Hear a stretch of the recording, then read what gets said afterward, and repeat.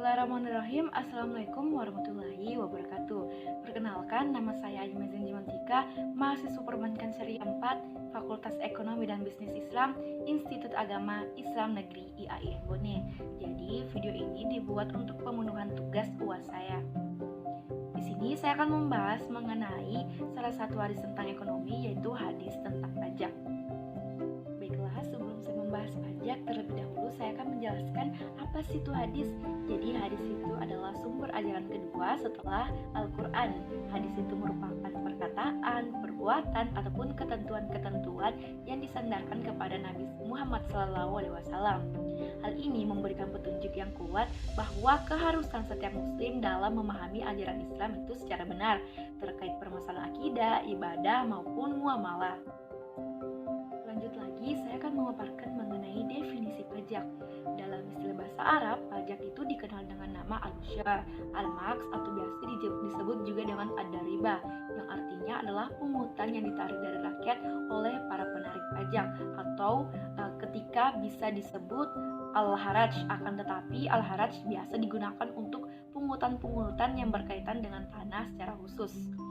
Adapun menurut ahli bahasa, pajak adalah suatu pembayaran yang dilakukan kepada pemerintah untuk membiayai pengeluaran-pengeluaran yang dilakukan dalam hal menyelenggarakan jasa-jasa untuk kepentingan umum. Selanjutnya yaitu hukum pajak dan pemungutnya menurut Islam. Dalam Islam telah dijelaskan keharaman pajak dengan dalil-dalil yang jelas, baik secara umum atau khusus masalah pajak itu sendiri. Adapun dalil secara umum semisal firman Allah yang bunyinya, Bismillahirrahmanirrahim.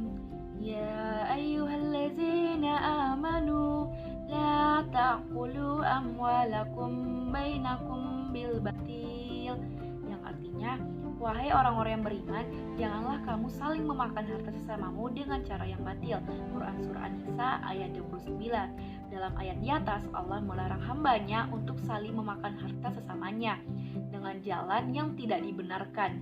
Dan pajak adalah salah satu jalan yang batil untuk memakan harta sesama kita. Adapun dalil secara khusus, ada beberapa hadis yang menjelaskan keharaman pajak dan ancaman bagi para penariknya. Di antaranya bahwa Rasulullah SAW bersabda, Inna sahibal maksi finnar, yang artinya sesungguhnya pelaku atau pemungut pajak diasap di neraka. Hadis riwayat Ahmad, Abu Daud di kitab Al-Imarah. Hadis ini disahihkan oleh Syekh Al-Albani rahimullah, dan beliau berkata sanadnya bagus. Para perawinya adalah perawi yang dipakai oleh Bukhari, Muslim, kecuali Ibnu Lahiya. Kendati demikian, hadis ini sahih karena yang meriwayatkan dari Abu Lahiya adalah Qutaibah bin Said al-Misri, dan hadis tersebut dikuatkan dengan hadis lain seperti An Abil Khairi radhiyallahu anhu qala arada maslabatu banu Maladin wa qana amiran ala midratu wa yufi bani sabitin radhiyallahu anhu wallayahul usyra faqala inna samitu Rasulullah sallallahu alaihi wasallam yaqulu inna sahibal maksi finnar, yang artinya dari Abu Hurairah radhiyallahu anhu, beliau berkata, Maslamah bin Makhlad, gubernur di negeri Mesir saat itu, menawarkan tugas penarikan pajak kepada Ruwafi bin Sabit radhiyallahu anhu. Maka ia berkata, sesungguhnya para penarik atau pemungut pajak diazab di neraka. Hadis riwayat Ahmad. Nah, sekarang kita akan membahas mengenai bagaimana sikap kita sebagai seorang muslim terhadap pajak itu sendiri. Setelah jelas bahwa pajak merupakan salah satu bentuk kezaliman yang nyata, timbullah pertanyaan, apakah kita sebagai seorang muslim menolak dan menghindari dari praktik pajak yang sedang berjalan atau sebaliknya? Jawabannya yaitu setiap muslim itu wajib mentaati pemimpinnya selama pemimpin kita masih dalam kategori muslim dan tidak memerintahkan dalam suatu kemaksiatan. Memang pajak termasuk kezaliman yang nyata, akan tetapi kezaliman yang dilakukan pemimpin tidak membuat ketaatan rakyat kepadanya itu gugur atau batal. Bahkan setiap muslim itu harus taat kepada pemimpinnya yang muslim selama pemimpinnya itu tidak memerintahkan kita untuk berbuat maksiat.